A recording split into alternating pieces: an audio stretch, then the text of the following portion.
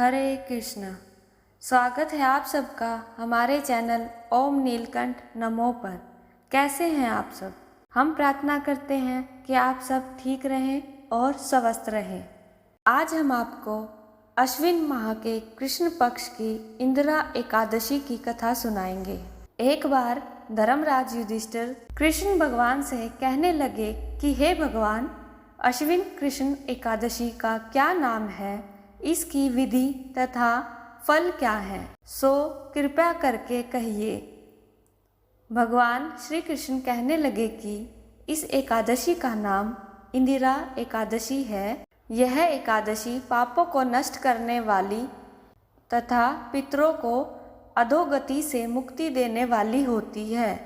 हे राजन, ध्यान पूर्वक इसकी कथा सुनो। इसके सुनने मात्र से ही वाजपेयी यज्ञ का फल मिलता है। प्राचीन काल में सतयुग के समय में महेशमती नाम की एक नगरी में इंद्रसेन नाम का एक प्रतापी राजा धर्म पूर्वक अपनी प्रजा का पालन करते हुए शासन करता था। वह राजा विष्णु जी का परम भक्त था। वह राजा पुत्र, पौत्र और धन आदि से संपन्न था। एक दिन जब राजा सुखपूर्वक अपनी सभा में बैठा था तो आकाश मार्ग से महर्षि नारद उतरकर उसकी सभा में आए।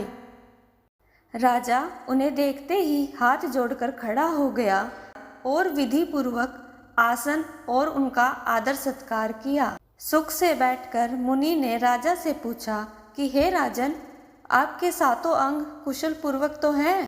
तुम्हारी बुद्धि धर्म में और तुम्हारा मन विष्णु भक्ति में तो रहता है ना? देवर्षि नारद की ऐसी बातें सुनकर राजा ने कहा, हे महर्षि, आपकी कृपा से मेरे राज्य में सब कुशल है तथा मेरे यहाँ यज्ञ कर्मादि सुकृत हो रहे हैं। आप कृपा करके अपने आगमन का कारण कहिए। तब ऋषि कहने लगे कि हे राजन, आप आश्चर्य देने वाले मेरे वचनों को सुनो। मैं एक समय ब्रह्मालोक से यमलोक को गया। वहाँ श्रद्धापूर्वक यमराज से पूजित होकर मैंने धर्मशील और सत्यवान धर्मराज की प्रशंसा की। उसी यमराज की सभा में महान ज्ञानी और धर्मात्मा तुम्हारे पिता को एकादशी का व्रत भंग होने के कारण देखा। उन्होंने संदेशा दिया, सो मैं तुम्हें कहता हूँ। उन्होंने कहा कि पूर्व जन्म में कोई विघ्न हो जाने के कारण मैं यमराज के निकट रह रहा हूँ। सो हे पुत्र, यदि तुम अश्विन कृष्णा इंदिरा एकादशी का व्रत मेरे निमित्त करो तो मुझे स्वर्ग की प्राप्ति हो सकती है।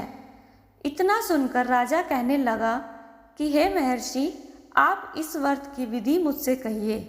नारद जी कहने लगे, अश्विन माह की कृष्ण पक्ष की दशमी के दिन प्रातःकाल श्रद्धापूर्वक स्नान आदि से निवृत्त होकर पुन दोपहर को नदी में जाकर स्नान करें।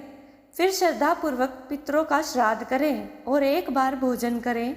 प्रातःकाल होने पर एकादशी के दिन स्नान करके व्रत के नियमों को भक्तिपूर्वक ग्रहण करते हुए प्रतिज्ञा करें कि मैं आज संपूर्ण भोगों का त्याग कर निराहार एकादशी का व्रत करूंगा। हे पुंडरीकाक्ष, मैं आपकी शरण हूँ, आप मेरी रक्षा कीजिए।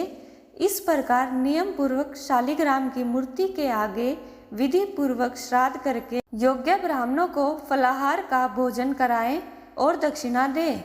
पितरों के श्राद्ध से जो बच जाए उसे सूंघ कर गौ माता को दे तथा धूप, दीप, पुष्प, नैवेद्य आदि सब सामग्री से ऋषिकेश भगवान का पूजन करें।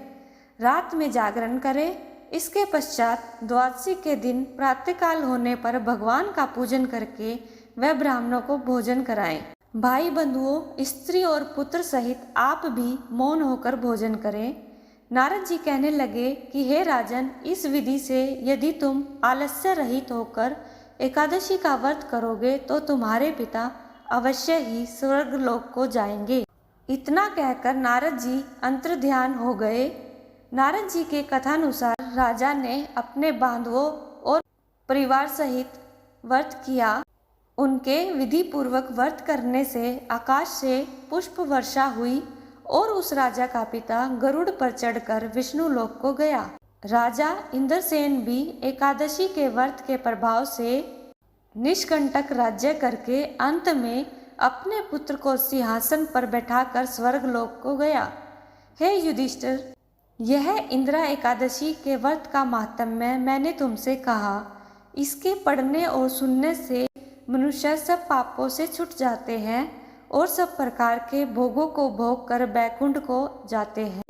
इस दिन हमें पूरी श्रद्धा से हरे राम राम राम हरे हरे, हरे कृष्णा कृष्णा कृष्णा हरे हरे का जाप करना चाहिए और भगवान का पूजन विधि पूर्वक करना चाहिए। आइए मिलकर व्यास माता का जयकारा लगाते हैं।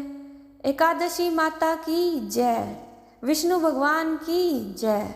इस प्रकार इंदिरा एकादशी की कथा संपन्न हुई। अगर आपको यह कथा पसंद आई तो वीडियो को ज़्यादा से ज़्यादा शेयर करें और चैनल को सब्सक्राइब करें। हरे कृष्णा।